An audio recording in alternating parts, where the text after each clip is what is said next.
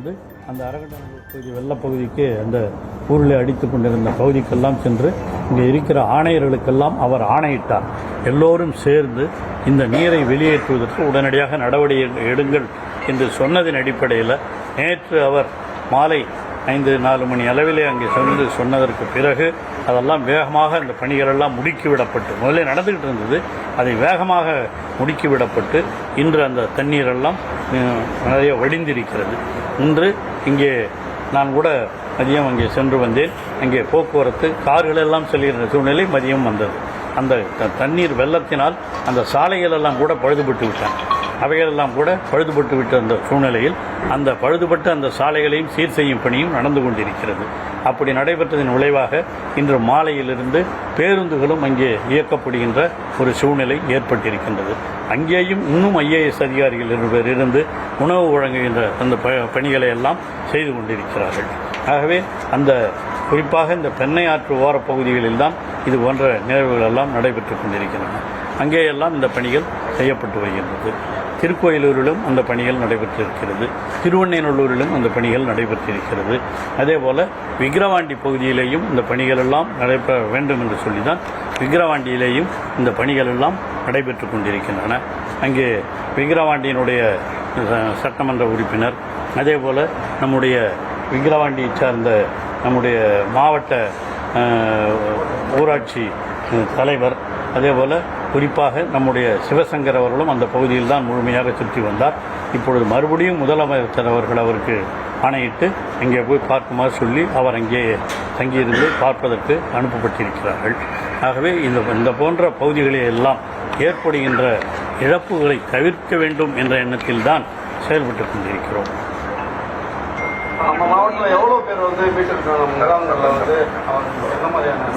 நம்ம 67 நிவாரண முகாம்கள் இந்த 2 நாட்களில் அங்கே உருவாக்கப்பட்டு அதில் 4906 பொதுமக்கள் தங்க வைக்கப்பட்டார்கள். இது அந்த மீனவ பகுதிகளில் பெரும்பாலும் அங்கே இருந்தது.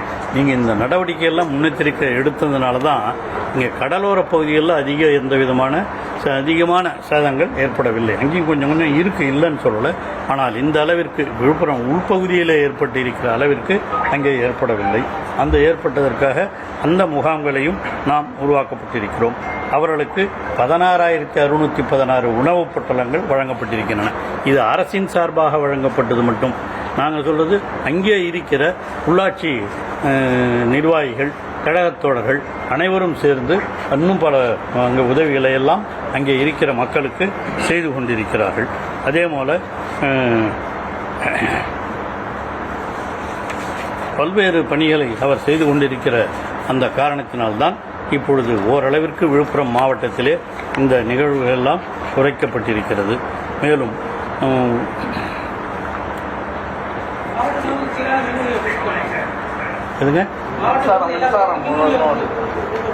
மின் விநியோகத்தை பொறுத்தவரையில் அது மிகவும் அதிகமாக பாதிக்கப்பட்டிருந்தது. அதுக்காகத்தான் நம்முடைய முதலமைச்சர் அவர்கள் மின்துறை அமைச்சரையே இங்கே அனுப்பி அந்த பணிகளை செய்யுமாறு கட்டளையிட்டார். அவரும் மின்துறை அமைச்சரும் மற்ற மாவட்டங்களிலே இருக்கிற மின்துறை அதிகாரிகளை எல்லாம் இங்கே வரவழைத்து 900க்கு மேற்பட்ட அதிகாரிகளை வரவழைத்து அவர்கள் மூலமாக இந்த மாவட்டத்தில் இருக்கிற அனைத்து பகுதிகளுக்கும் அவர்களை அனுப்பி வைத்து இந்த பணிகளை எல்லாம் செய்வதற்கு கட்டளையிட்டிருக்கிறார். கிட்டத்தட்ட பல 70% மேலாக இப்பொழுது இந்த பணிகள் எல்லாம் நிறைவடைந்தது. மின்சார பணிகள் தொய்வடைந்த இடங்கள்லாம் உங்களுக்கு தெரியும், மழை வந்தால் மின்சாரம். இதில் மின்சார பணிகள்னால் என்னென்னா இந்த கம்பங்கள்லாம் இந்த தண்ணியில் சாஞ்சிருக்கிற கம்பங்கள் அங்கே போனால் அது எதனா ஒன்று போனால் அது மட்டும் கொஞ்சம் டிலே ஆகிட்டு இருக்கு. வெகு விரைவிலே அந்த எல்லாம் அந்த மின்சார நிறைவேற்றப்படும் என்றும் மின்சார அமைச்சர் அவர்கள் எல்லா பணிகளையும் இங்கேயே இருந்து இப்பொழுதும் செய்து கொண்டிருக்கிறார்கள். இந்த மழையினால் நம்முடைய மாவட்டத்தில் மட்டும் 14 பேர்கள் 14 உயிரிழந்திருக்கிறார்கள். அந்த 14 பேரில் நம்முடைய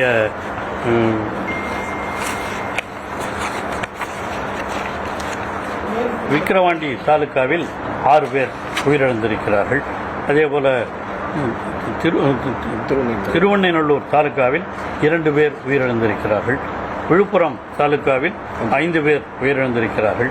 வானூர் தாலுகாவில் ஒருவர் உயர்ந்திருக்கிறார். ஆகவே 14 பேர்கள் உயிரிழந்திருக்கிறார்கள். நான் காலையிலே கூட ஒருவரை சென்று பார்த்துவிட்டு வந்திருக்கிறேன். இந்த 14 உயிரிழந்தவர்களுக்கெல்லாம் தமிழக முதலமைச்சர் இன்று அறிவித்திருக்கிறார். 5 லட்சம் ரூபாய் நிதி வழங்க வேண்டும் என்று அறிவித்திருக்கிறார். நாளை மறுநாள் அவர்கள் அனைவருக்கும் அந்த நிதி வழங்கப்படும். இந்த போஸ்ட்மார்ட்டம் ரிப்போர்ட்லாம் வந்தவுடனே அதை பார்த்துவிட்டு அவர்களுக்கும் அந்த நிதி உதவி வழங்குவதற்கான ஏற்பாடுகளையும் மாவட்ட ஆட்சித்தலைவர் மூலமாக இப்பொழுது நடைபெற்றுக் கொண்டிருக்கிறது. நிச்சயம் அது வெகு விரைவில் அதுவும் செயல்படுத்தப்படும்.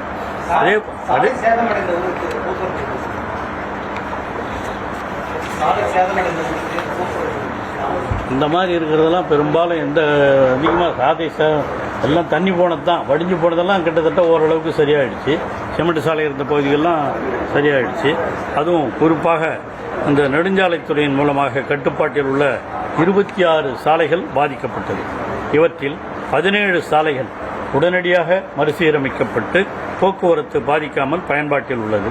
மீதமுள்ள 9 சாலைகள் சீரமைப்பு பணிகள் நடைபெற்றுக் கொண்டிருக்கின்றன. விரைவில் அதையும் முடிப்பதற்கான ஏற்பாடுகள் எல்லாம் செய்யப்பட்டுக் கொண்டிருக்கிறது.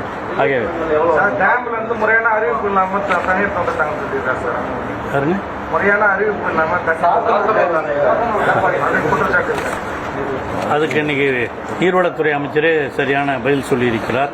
அங்கே எதிர்பார்த்ததை விட வெகு விரைவாக நீங்கள் எப்படின்னு தெரியும் உங்களுக்கெல்லாம், கிருஷ்ணகிரி தர்மபுரியெல்லாம் போயிருந்த மழை வேகமாக வந்ததன் விளைவாக சாத்தனூர் டேம் மிக சீக்கிரத்தில் நிரம்பி விட்டது. விட்டுருந்தா இன்னும் இங்கே என்ன முடிஞ்சிருந்தால் அங்கே பகுதியில் இன்னும் 100கணக்கான பேருக்கு இழப்பு ஏற்பட்டிருக்கக்கூடிய ஒரு சூழ்நிலை உருவாகியிருக்கும். அதனால தான் நீர்வளத்துறை அமைச்சர் அவர்கள் இன்று அறிக்கையில் சொல்லியிருக்கிறார். அது ஒரு கிட்டத்தட்ட அதிக நீர் வந்த பிறகு அதை திறந்து விட்டிருக்கிறார்கள். அது திறந்து விட்டதற்கு பிறகு இங்கே முன்னெச்சரிக்கை நடவடிக்கைகளையும் நாம் எடுத்துக்கொண்டு தான் இருக்கிறோம் அந்த பகுதிகளிலெல்லாம். அதனுடைய விளைவாகத்தான் இந்த இந்த பெண்ணையாற்றினுடைய இதாக எந்த விதமான உயிரிழப்பும் ஏற்படவில்லை. ஓரளவுக்கு தடுத்து நிறுத்தப்பட்டிருக்கிறது. ஒருத்தர் தான் இங்கே நம்ம மாவட்டத்தை பொறுத்தவரையில் ஒருத்தர் தான் உயிர் நீத்திருக்கிறார். ஆமாம், 5 முறை அவர் எச்சரிக்கை கொடுத்து தான் இது திறந்து விடப்பட்டிருக்கிறது.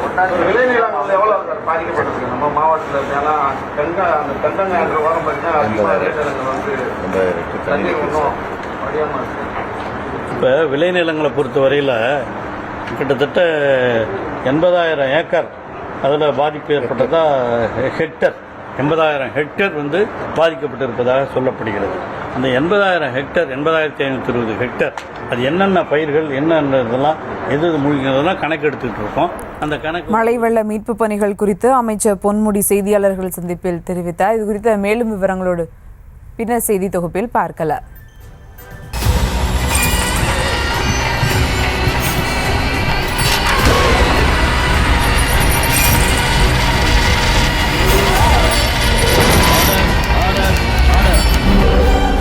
குற்றங்களின் மறுபரிமாணம் நிகழ்தகவு நமது நியூஸ் தமிழ் தொலைக்காட்சியில் விரைவில்.